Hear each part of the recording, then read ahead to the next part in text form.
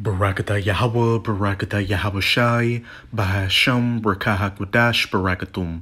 First and foremost, I want to give all praises, glory, and infinite honors to Yahweh, Bahasham, Yahweh Shai. Double honors to the apostles and elders, a great millstone who rule and teach well. In peace and salutations to you sincere Akim out there, pushing this word in truth and sincerity to the four corners of the globe. May you brothers endure until the end. This is the brother Ra'aya with another video, and I'm going to start it off in Revelation chapter 11, verse 12. And they heard a great voice from heaven saying unto them, Come up hither. And they ascended up to heaven in a cloud, and their enemies beheld them. And this is talking about the elect of the nation of Israel, which consists of your so-called Negroes, Latinos, and Native Americans, as well as the Israelite foreigners who look like these heathen nations, getting beamed up onto the chariots when Yahushai Hamashiach, whom the world ignorantly refers to as so-called Jesus Christ, makes his second coming to save the elect and make war against these heathen nations, chiefly the biblical Edomites, who are these so-called white people, and put an end to their rulership and usher in the kingdom of heaven. And in the scriptures, clouds can be synonymous with the chariots. This is Psalms 104. I'm going to start at verse 1. Bless Yahweh, O my soul, O Yahweh my power. Thou art very great. Thou art clothed with honor and majesty, who coverest thyself with light as with a garment, who stretcheth out the heavens like a curtain. And here's the point in verse 3. Who layeth the beams of his chambers in the waters, who maketh the clouds his chariot, who walketh upon the wings of the wind, point blank period. The chariots, which people ignorantly refer to as so-called UFOs or unidentified flying objects, and now they've got a new term, UAP, unidentified aerial phenomena, are the chariots of the Most High and the vehicles of our salvation.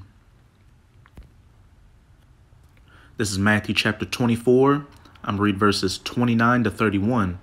Immediately after the tribulation of those days, these days we're quickly coming into, the times of Jacob's trouble, when Yahweh Bahasham Yahweh Shai is going to judge this planet and the wicked people on it for all the iniquity they've been committing. Shall the sun be darkened, and the moon shall not give her light. And the sun and the moon in the scriptures can represent knowledge and wisdom and understanding. And the sun being darkened and the moon not giving her light is the knowledge, wisdom, and understanding of these Edomites being confounded in that day, because they won't be able to use any of their pseudoscience to describe away the second coming of the Hamashiach, and the fact that the sky is going to be littered with so-called UFOs shooting laser beams onto people, that concentrated heat from the chariots, and beaming up so-called Negroes, Latinos, and Native Americans onto them. And also, there are going to be nuclear missiles being shot to the ends of the earth in that day, and just the destruction and the smoke that's going to rise up from them, and it's going to block out the light in the sky, and the stars shall fall from heaven. And what this is talking about is the different idols, the different so-called gods that people worship, chiefly these Edomites in this wicked system they've set up, being brought down low in that day, shown to have no power to them at all, and that the only sovereign reigning power is Yahweh Bahasham Yahweh Shai, and the powers of heaven shall be shaken. And that's these elites, such as the Rothschilds, the Rockefellers, etc., etc. Them seeing their grasp on power slip out of their fingers, they thought that they had everything set in place in establishing their NW0, and then nuclear missiles start flying during World War III, and Yahushai cracks open those clouds and returns with a fleet of chariots to make war against his system and again save the elect. And then shall appear the sign of the Son of Man in heaven, Yahawashi Hamashiach, returning with that fleet of chariots. And then shall all the tribes of the earth mourn. Hey, and these heathen nations are going to be mourning, as well as the wicked of our people are going to be mourning, because Yahawashi and the angels aren't coming back to make peace. They're coming to make war and bring mass death and destruction and save the elect of the nation of Israel. And they shall see the Son of Man coming in the clouds of heaven with power and great glory, returning in the chariots. And he shall send his angels with a great sound of a trumpet. And they heard a great voice say, Come up hither. And they shall gather together his elect from the four winds, from the four corners of the earth, from one end of heaven even to the other, the elect getting beamed up onto the chariots. Like they say in Star Trek, beam me up, Scotty.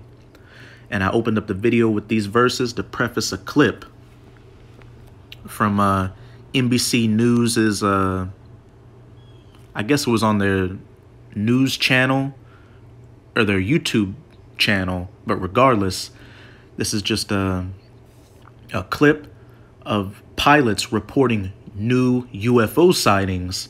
And over these past couple of years, there's been so many UFO sightings all across the planet that these different government agencies have had to come out and admit to their existence and create so-called task force to try to explain away what they are.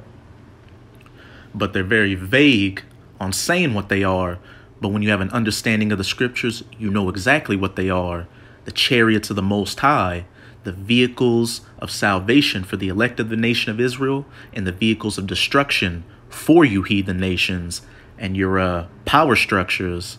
And also, you've been hearing about these different Edomite governments like the U.S. come up with a space force. And that's not just to shoot down Russian and Chinese satellites. That's mainly to try to fight against Yahawashi and the angels when they return in the chariots. But it's going to be no contest, a first-round knockout. Just read Revelation chapter 12, start around verse 7, where Michael and his angels, the archangel Michael, who's returning with Yahawashi, and the other angels in the chariots, fighting against the dragon and his angels. Esau, Edom's power structure right now, that last leg of the fourth beast in Daniel chapter 2, those iron toes mixed with miry clay, the reincarnated Roman Empire, the NATO-EU alliance that the U.S. is a part of, and his angels, their military assets, fighter jets, assets in the Space Force, fighting against Michael and his angels. But as it says, they were cast down to the earth, and their place was no more found in heaven. Again, no contest, just Yahawashi and the fleets of the chariots of heaven just making quick work of Esau, Edom, and his military might and putting an end to his system. But let's get into this clip. And this is a fair use copyright disclaimer. I do not own any of the footage in this clip, nor do I stand to gain from it monetarily. It is simply for educational purposes. Over the last several months, there's something unexplainable appearing in the night, from the skies over Missouri to above the Pacific Ocean. It's not a satellite, it's not a meteor. All baffling pilots mid-flight.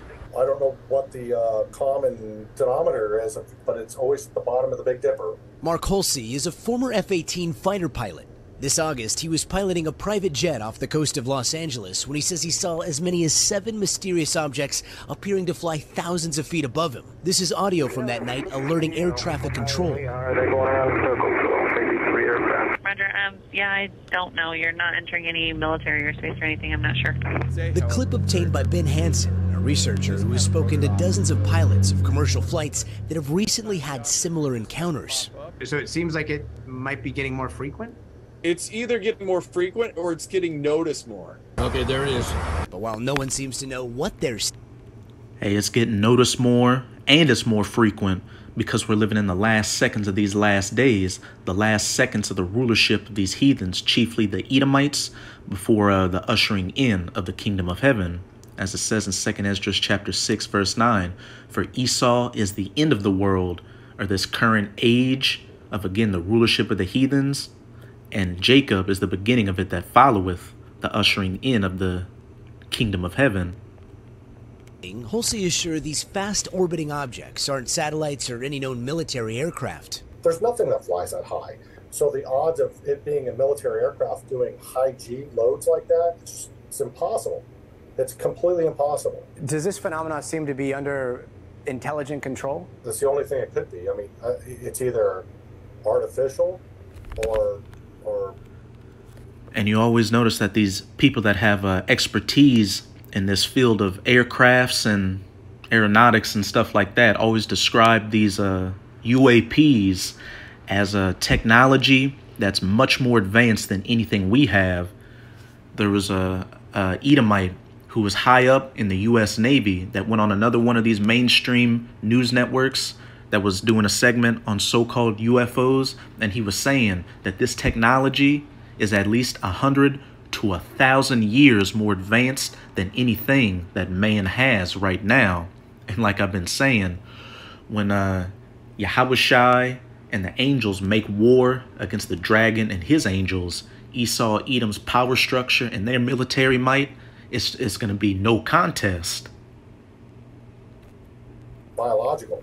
It all comes on the heels of a congressional hearing earlier this year where intelligence officials testified for the first time ever that there were about 400 new sightings of unidentifiable objects, adding UAP reports are frequent and continuing. Any idea what they are? No, I do not. Okay, strange. And this latest wave of sightings from pilots could be just the beginning. I bet my life on it. There are many more pilots and a lot more videos that are going to come out. I know this is going to happen. I know it is. Gotti, you mentioned that there's a government report that is expected to come out. What do you think will be in that?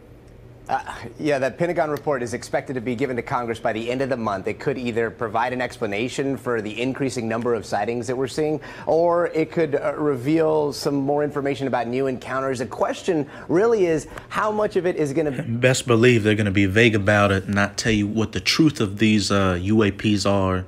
That the heavenly vehicles, the chariots of the Most High, piloted by the angels of the Most High, which do have the appearance of so-called dark-skinned Negroes with woolly beards and afros. Declassified. Meanwhile, Mark says he was told his report is going to be included in that review for Congress, and based on other pilots he's been talking to, he is convinced dozens of commercial pilots are going to be coming forward describing the same kind of lights flying in that racetrack-like pattern in the direction of the Big Dipper. The craziest part of his story, he says, is he saw a shooting star during all of this that was coming in that direction too, and he's like, oh my gosh, there's a shooting star happening as well, and then that shooting star joined in the pattern that those other lights were flying, something he's never seen before. Whoa. Dozens of pilots can't be making this I happen. know. All right, Gotti, thank you. All right. And that's because shooting stars are chariots as well. I remember once me and some of the Akim were out by the lake down here, you know, just fellowshipping and eating some food. And it was at night, and we saw a shooting star pass by us, but as we saw it pass by, it slowed down to let us see it, and it looked like a glowing orb in an emerald green, with an emerald green sparkling tail behind it, and it literally slowed down for like 3 to 4 seconds for us to see it, and then disappeared. Hey, that's Yahweh Bahashem Yahushai letting the hopeful elect know that he's got our back, and that, as it says in Romans chapter 13, our salvation is nearer than when we believed, which we can clearly see with this continuing uptick of chariot sightings all across the planet. But now I'm going to close it out in Luke chapter 21, verses 25 to 28. And there shall be signs in the sun and in the moon and in the stars, and upon the earth distress of nations, which we can see right now. A lot of people all across the planet in an uproar because they're seeing that their governments don't have their best interests at heart, and they're protesting about this cost of living crisis, rising inflation, coming economic collapses, food shortages, fuel shortages, etc., etc. And it's only going to intensify as we get deeper and deeper into Jacob's trouble.